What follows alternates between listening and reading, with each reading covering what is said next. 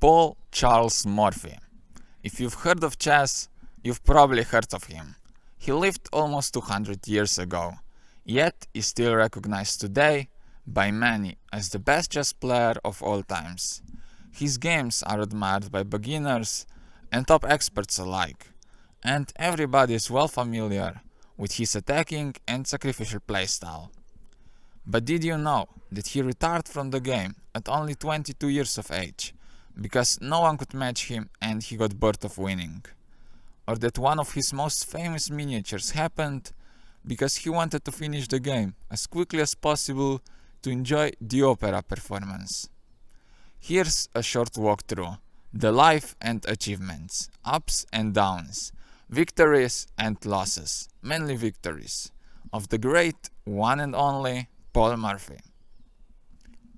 He was born in 1837 in New Orleans, America, to a wealthy and well-distinguished family.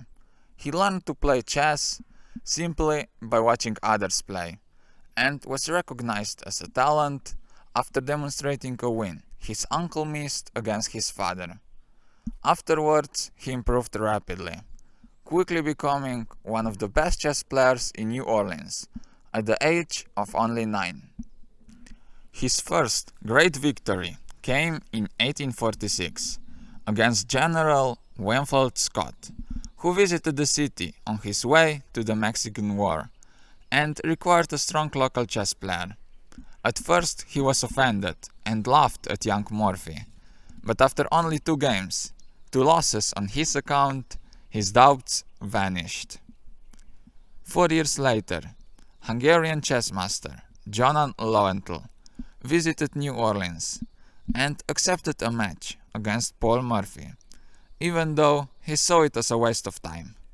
To his surprise, he got absolutely demolished, losing first 2 games, while the result of the third varies from different sources. Afterwards, Morphy set chess aside for quite some time, focusing on studying law, and acquired a degree in 1857. But since he wasn't yet of legal age to practice law, he found himself with lots of free time, and influenced by uncle's urging, agreed to return to chess after receiving an invitation to participate in the first American Chess Congress, held in New York, 1857. There he went on to win the whole thing by beating all of his opponents, amongst whom some of the well-established players of that time, including James Thompson, Alexander Meek, and 2 strong Germans, Theodor Lichtenhain and Louis Paulsen, whom he defeated in the semi-final and final rounds.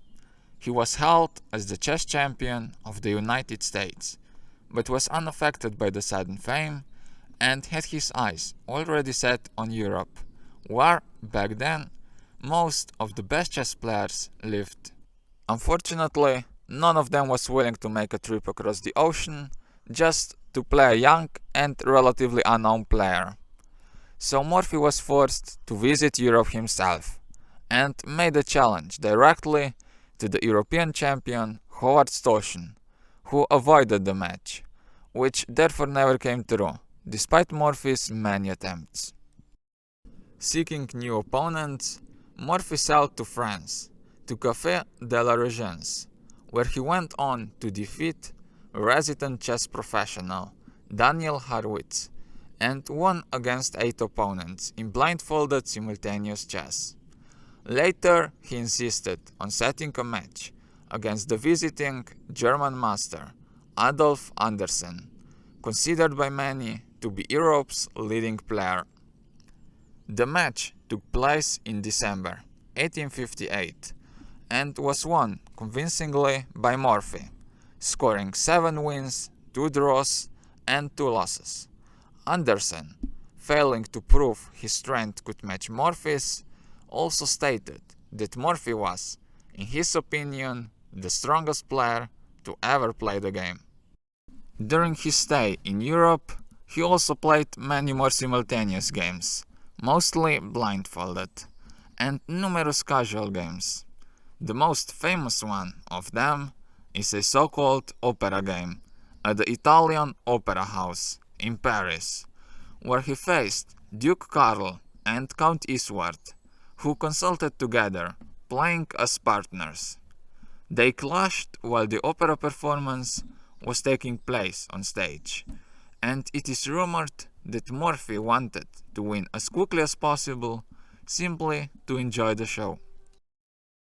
In Paris, he was declared the best chess player that ever lived, and later proclaimed chess champion of the world in London as well as back home in the States, after his returning in May 1859.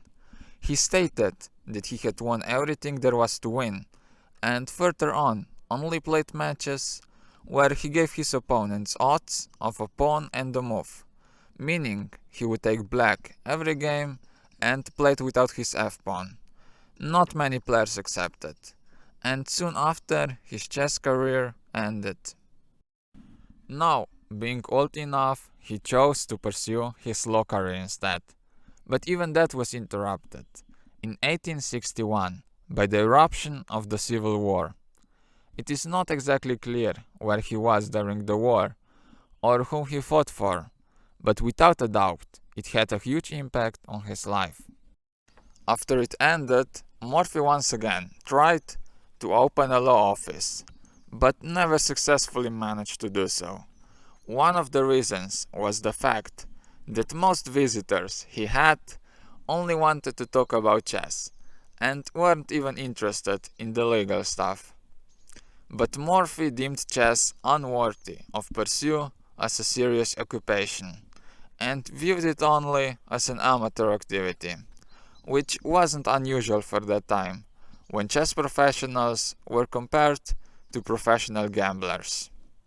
He did, however, attend the New York Chess Tournament in 1883, where he met world champion William Steinitz, but refused to discuss chess with him, and wasn't willing to accept the match under no circumstances.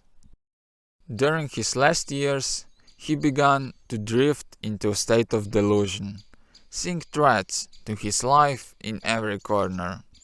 He believed all food served to him was poisoned, and only ate what his mother or sister had prepared.